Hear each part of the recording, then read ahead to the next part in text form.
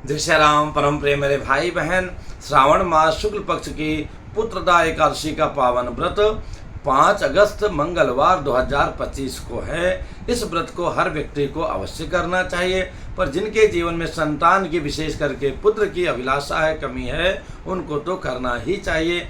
एकादशी का जो नियम है उसी नियम के अनुसार में बहुत ही बड़ा महत्व है। इसकी कथा विस्तार से लोमस ऋषि जी ने बताया है, लेकिन उसके पहले व्रत की विधि का बात करते हैं। जो लोग पहली बार वीडियो देख रहे होंगे, जैसे कि एक दिन पहले से लहसुन प्याज बैगन इत्यादि का त्याग करते हुए, एक समय भोजन ग्रहण करते हुए रात्रि जागरण करना, प्रातः उठना, आसपास कोई नदी तीर्थ तालाब हो। और ये तो जो है अभी बाबा भोलेनाथ का श्रावण मास चल रहा है, उनका भी आप हरि का अथवा हर का सेवा करेंगे तो भी हर प्रसन्न होंगे अथवा हरि प्रसन्न होंगे, और दोनों की करेंगे तो कहना ही क्या है। तो उनकी सेवा करनी चाहिए और निर्जला रहकर नहीं, एक समय जो है कह सकते हैं कि एक समय जो है जल पी लिया, दोनों समय जल पी लिया, दूध पी लिया अथवा कुछ फलाहार इत्यादि ले लिया, बाकी साबूदाना इत्यादि या 50-50 चीज़ें वो सब नहीं ग्रहण करना चाहिए।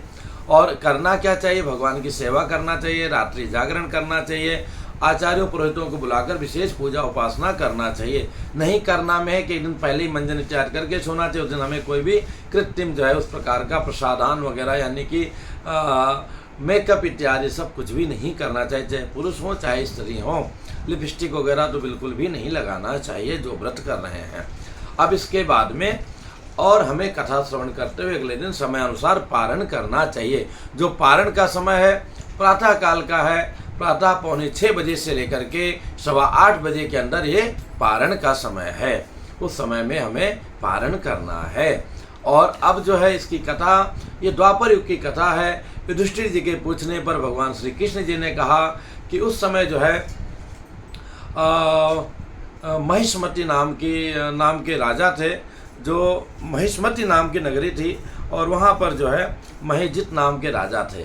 बहुत ही पुण्यात्मा थे और जो है सत्कर्म करते थे। राजा का जो कर्तव्य है कि निर्दोषियों को जो है उनकी रक्षा करना, सभी सारी प्रजा की खुशहाली के लिए प्रयत्न करना, व्यापार इत्यादि को बढ़ावा देना, साथ में धर्म कर्म सत्कर्म करना, बड़ों का आदर करना, जो सत्पुरुष हैं अच्छे लोग हैं उनको बढ़ावा देना, दुष्टों को न्यायपूर्वक उनको जेल में डालना इत्यादि सारे सत्कर्म वो करते रहे। पर जीवन में उनकी एक कमी थी कि उनके पुत्र नहीं था। तो कई बार वो कथा वगैरह में श्रवण करते थे कि श्राद्ध इत्यादि का बड़ा महत्व है, और उसका जो प्रथम अधिकारी पुत्र ही है, न होने पर पुत्री भी कर सकती है, अथवा पुत्र नालायक है तो भी पुत्री कर सकती है, पर अधिकार तो मुख्यतः पुत्र का ही है, कर्तव्य उनको करना चाहिए। तो हमारा उद्धार कैसे होगा, हमारे पितरों का उद्धार कैसे होगा मेरे यहाँ से मरने के बाद में, इसी चिंता में डूबे रहते थे। बहुत उन्होंने प्रयत्न किया, जो भी ऋषि जनों ने, आचार्यों ने उनको उपाय बताया, सारे उपाय उन्होंने कर डाले, पर उनका कल्याण नहीं हुआ। बहुत दुखी थे, और इसी में जो है कुछ अपने विशेष गुरुजनों को साथ में लेकर, सेवकों को लेकर के जंगल में चले गए कि किसी ऋषि का जो है दर्शन हो जाए, उनसे मैं उपाय पूछूं। तो जब जंगल में गए, जैसे आप कई बार भूखे बहुत रहे हों, और व्रत रहने में अलग बात है, लेकिन आपके पास पैसा ना हो और जो आपके मनपसंद की चीज़ें जो सस्ती भी हों, ऐसा नहीं कि महंगी चीज़ें हैं सामने दिखाई दे, लेकिन आपके पास पैसा नहीं है तो आपको बिल्कुल विष की तरह दिखाई देती हैं। इसी प्रकार से जब राजा जंगल में गए तो वहाँ पशु पक्षी भी जो है, हिरण है, मोर है, गौ माता तो रहते ही हैं, बंदर भालू सब जो भी जीव जंतु उनको दिखे, सब अपने बाल गोपाल के साथ में जीव जंतु भी परिवार के साथ में रहे, और सब बच्चे खेलते कूदते देखकर उनके मन में और भी रुलाई आई कि हमसे अच्छे तो ये जो है पशु हैं, जीव जंतु हैं, जो अपने बच्चों के साथ में रहते हैं, हमको तो कोई संतान ही नहीं है। ऐसा करते करते काफ़ी दूर निकल गए, तो वहाँ पर आगे जाकर के देखते हैं बहुत बड़ा सरोवर है, वहाँ पे तमाम अच्छे हिरण भी है, गैया मैया भी है, सब वहाँ जल पी रहे हैं और बगुले उड़ रहे हैं। बहुत अच्छा सरोवर है और ऋषिगण वहाँ स्नान कर रहे हैं। इन्होंने भी स्नान किया, ऋषियों से प्रणाम किया, और तो उन्होंने कहा आप आइए हमारे गुरु जी से मिलिए। वहाँ पर ऋषि लोमस ऋषि का आश्रम था, उनको प्रणाम किए, अपनी भावना से सब जान गए। उन्होंने कहा चिंता मत करो, आप एकादशी का व्रत करो, आपको अवश्य संतान की प्राप्ति होगी। उन्होंने कहा महाराज कौन सा ऐसा पाप है, मैंने जान में तो कोई भी ऐसा अपराध नहीं किया है, न्याय ही किया है।